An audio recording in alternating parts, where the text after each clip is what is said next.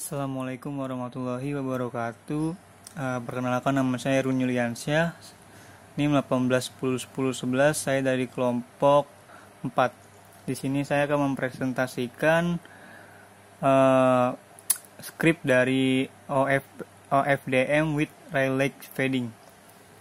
Oke, dari yang pertama, untuk CLC ini berfungsi untuk perintah untuk menghapus, membersihkan layar di command prompt.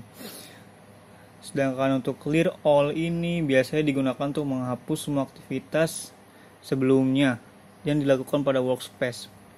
Dan untuk close ini biasanya digunakan untuk menutup bagian tab atau figure yang sebelumnya dibuka. Nah, nilai N sama dengan 64 ini adalah mendeklarasikan nilai dari frekuensi. Untuk frekuensi pembawanya sebesar 64, atau bisa juga diganti sebesar 128 ataupun 256. Kemudian untuk nilai NCP ini adalah mendeklarasikan daripada nilai simbol frame sebesar 16. Kemudian TS ini adalah mendeklarasikan nilai dari periode sampling sebesar 1E-3.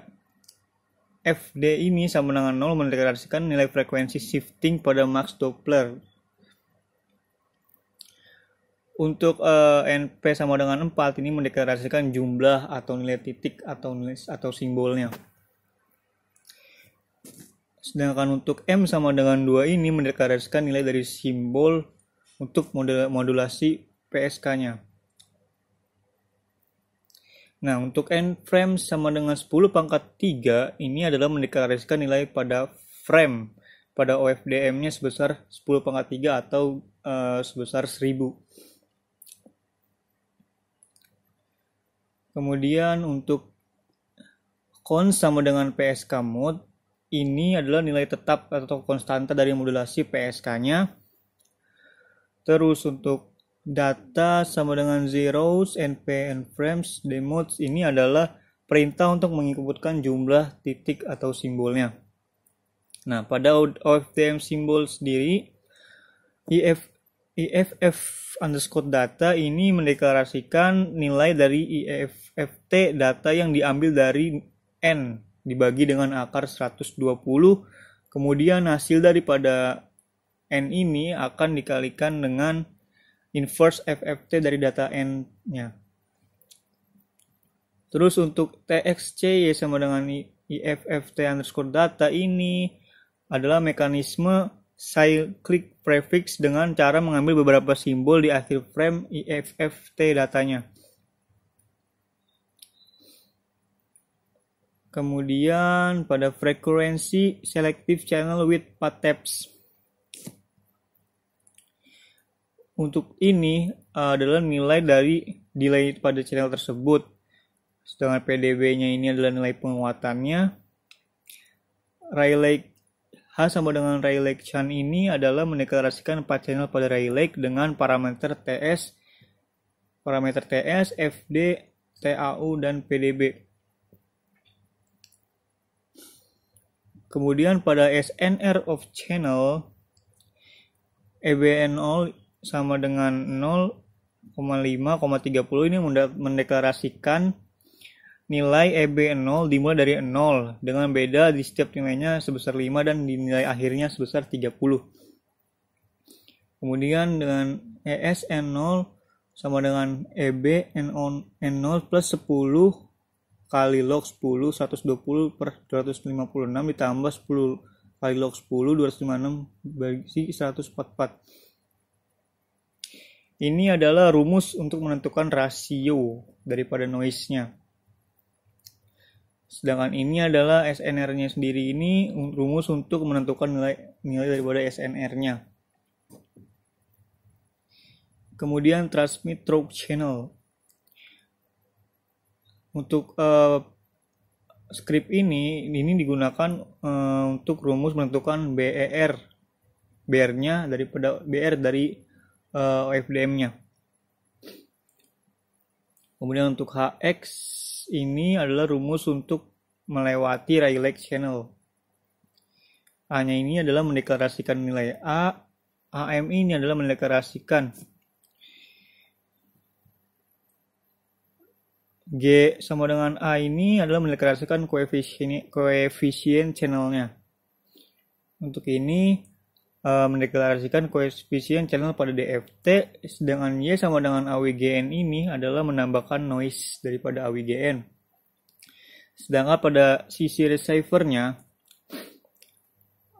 para script RX sama dengan Y ini adalah untuk menghapus mekanisme penambahan simbol atau cyclic prefix.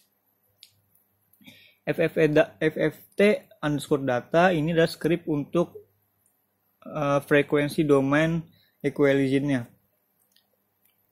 Sedangkan RX underscore data ini adalah script untuk menghapus titik atau simbol, sampel, dan demodulasi.